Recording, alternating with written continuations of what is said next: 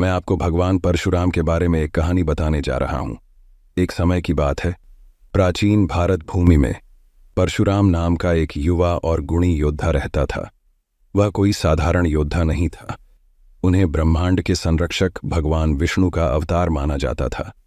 परशुराम का जन्म ऋषि जमदग्नि और उनकी पत्नी रेणुका से हुआ था, और बहुत कम उम्र से ही यह स्पष्ट हो गया था कि उनके पास असाधारण कौशल और ताकत है। जैसे जैसे परशुराम बड़े हुए, मार्शल आर्ट और तीरंदाजी में उनका कौशल बड़े से बड़े योद्धाओं से भी आगे निकल गया। उनके धनुष को भगवान शिव के पिनाक के समान शक्तिशाली माना जाता था, और उसके प्रशिक्षण के प्रति उनका समर्पण बेजोड़ था। लेकिन अपने मार्शल कौशल के बावजूद परशुराम एक विनम्र और अपने माता पिता के प्रति समर्पित पुत्र बने रहे। एक दिन परशुराम के परिवार पर बहुत बड़ी विपत्ति आ पड़ी।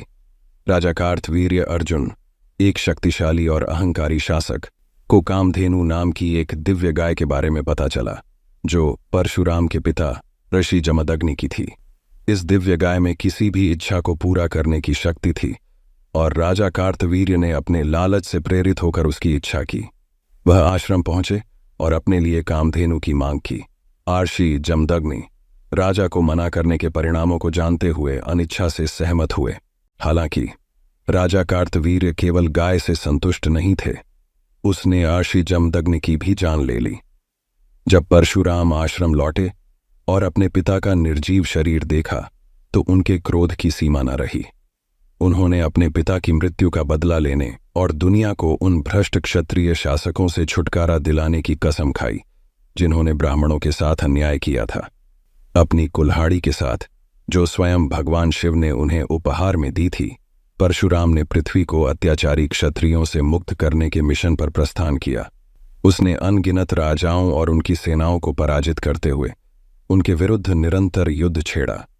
परशुराम के नाम से क्षत्रियों के हृदय में भय व्याप्त हो गया, और वे उनकी उपस्थिति से ही भयभीत होने लगे। लेकिन परशुराम सिर्फ एक प्रतिशोधी योद्धा नहीं थे, वह एक बुद्धिमान अर्षि भी थे। वह समझ गए थे कि उनका उद्देश्य सिर्फ तबाही मचाना नहीं था, बल्कि दुनिया में संतुलन और धर्म बहाल करना था। वह भ्रष्टाचारियों को हराएंगे और धर्म के मार्ग पर चलने वालों को बख्श देंगे। इस तरह उन्होंने कई लोगों का सम्मान अर्जित किया और देश में एक प्रतिष्ठित व्यक्ति बन गए। जैसे जैसे समय बीतता गया, परशुराम का क्रोध कम होने लगा, और उन्हें एहसास हुआ कि उनका मिशन पूरा हो गया है। वह भगवान विष्णु के ध्यान और भक्ति के जीवन में लौट आए। ऐसा करते हुए उन्होंने अपनी योद्धा की पहचान छोड़ दी और एक आर्षि के रूप में अपनी भूमिका अपना ली। परशुराम की कहानी अक्सर भ्रष्टाचार और लालच से भरी दुनिया में धार्मिकता, कर्तव्य और धर्म के संरक्षण के महत्व की एक शक्तिशाली याद दिलाती है।